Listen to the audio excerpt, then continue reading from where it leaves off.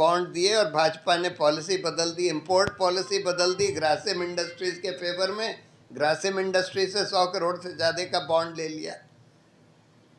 Bharti telecom जो telecom की company है, उनको इन्होंने सैटेलाइट स्पेक्ट्रम अलॉट कर दिया, जबकि सुप्रीम कोर्ट ने 2G वाले केस में बोला था कि स्पेक्ट्रम की नीलामी होनी होगी, आप ऐसे अलॉट नहीं कर सकते। लेकिन इन्होंने पॉलिसी बदलकर, कानून बदलकर उनको अलॉट कर दिया और उनसे भी करीब 150 करोड़ के इलेक्टोरल बॉन्ड का पैसा ले लिया। ये दूसरी बात है कि क्योंकि सुप्रीम कोर्ट का जजमेंट था, तो इन्होंने सरकार को एक एप्लीकेशन सुप्रीम कोर्ट में देनी पड़ी कि भाई हमको ये मोहलत दे दीजिए कि हम कुछ केसेस में स्पेक्ट्रम बगैर नीलामी के अलॉट कर सकें। और सुप्रीम कोर्ट ने उसको लेकिन माना नहीं, रद्द कर दिया। ऐसे ही कह दिया कि ये तो मेंटेनेबल नहीं है, वो तो फैसला आ चुका है, सब रिव्यू पिटिशंस भी डिसमिस हो चुकी हैं, अब इसमें आप ये एप्लीकेशन नहीं दे सकते।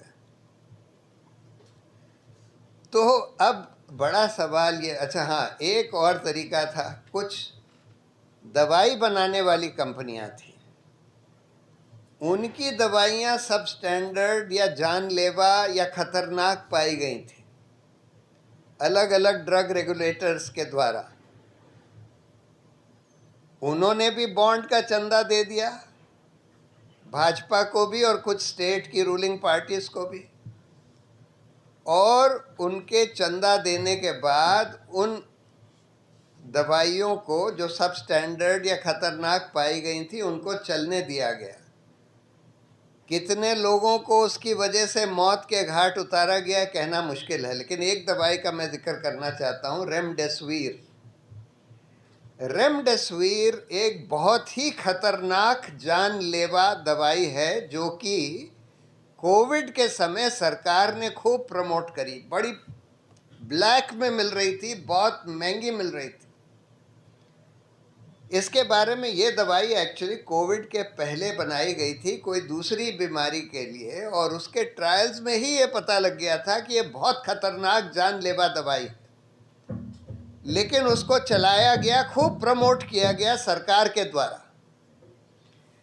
बिहार के रेगुलेटर ने ये भी कह दिया, इन एडिशन टू जो उसकी खतरनाक क्वालिटीज़ थी, जानलेवा क्वालिटीज़ थी, बिहार के रेगुलेटर ने ये बोला कि इस दवाई में तो बैक्टीरियल कंटेमिनेशन है। और गुजरात को बोला कि गुजरात में ये कंपनी ये दवाई बनाती है, जाइडस कैडिला उसका नाम है, कि आप इस दवाई पर रोक लगाइए। लेकिन गुजरात ने वो दवाई चलने दी, और क्या कुछ कह नहीं सकते। देखिए, सेकेंड वेव ऑफ कोविड में जिसमें कि इतने लाख लोग मारे गए, मौत के घाट उतर गए, उनमें से कितने लोगों ने रेमडेसिविर खाई, इसकी तो जब एनालिसिस होगी उससे पता लगेगा कि कितने लोगों की रेमडेसिविर से मौत हुई है। लेकिन ऐसी खतरनाक दवाइयों को चलने दिया गया सिर्फ इसलिए कि उनसे इलेक्टोरल बॉन्ड का पैसा ले लिया गया था। इलेक्टोरल बॉन्ड का भी और इलेक्टोरल ट्रस्ट के थ्रू भी उन कंपनियों से पैसा लिया गया। तो तरह तरह से इलेक्टोरल बॉन्ड का पैसा घूस के लिए दिया गया। अब सवाल ये है कि इसमें ये तो बहुत संगीन अपराध है प्रिवेंशन ऑफ करप्शन एक्ट में घूस देने का। तो इसमें जो गिल्टी पार्टीज हैं वो आइडेंटिफाई करी जाएंगी, उनके खिलाफ कोई एक्शन लिया जाएगा कि नहीं। और ये घूस का पैसा जो पार्टियों ने लिया, भाजपा ने ज़्यादा लिया, भाजपा का ज़्यादा बाहर आया है कि घूस का तरह तरह से क्या क्या घूस ली, लेकिन दूसरी रूलिंग पार्टीज ने भी कुछ घूस का पैसा इलेक्टोरल बॉन्ड के थ्रू लिया।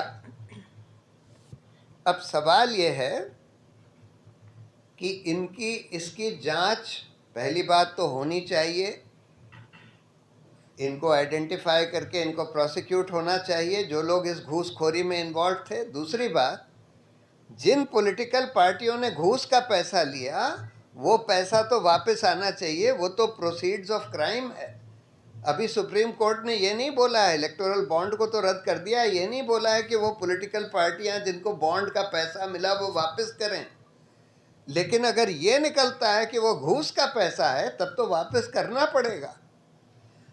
तो इसके लिए हम लोगों ने सुप्रीम कोर्ट में एक नई पिटिशन फाइल करी है, जिसमें ये पिटिशन है जो कि जिसकी सुनवाई अब जल्दी होनी चाहिए, इस हफ्ते में हो जानी चाहिए।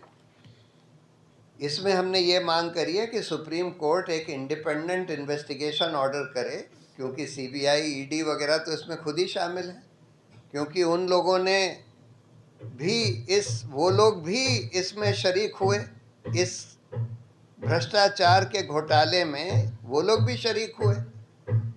तो इसलिए वो लोग तो जांच नहीं कर सकते, इसकी जांच तो एक स्पेशल इन्वेस्टिगेशन टीम ही कर सकती है, जो सुप्रीम कोर्ट गठित करे, जिसमें कुछ रिटायर्ड सीबीआई के या दूसरे ऑफिसर्स हों जिनकी रेपुटेशन बहुत अच्छी रही हो, और इनका सुपरविजन एक रिटायर्ड सुप्रीम कोर्ट जज करें।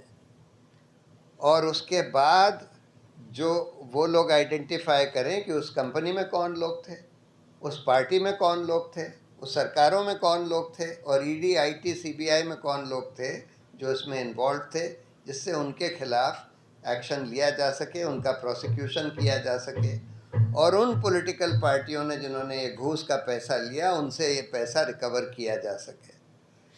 तो होपफुली ये होगा। दूसरी बात कि इसको परकला प्रभाकर, जो निर्मला सीतारमन के हस्बैंड हैं, वो क्यों कहते हैं, वो इकोनॉमिस्ट हैं, क्यों कहते हैं वो कि ये सिर्फ हिंदुस्तान का ही नहीं, विश्व का सबसे बड़ा करप्शन का घोटाला है। वो इसलिए कहते हैं कि जैसे आपने देखा कि ये सिर्फ 16,000 या 16,500 करोड़ का घोटाला नहीं है,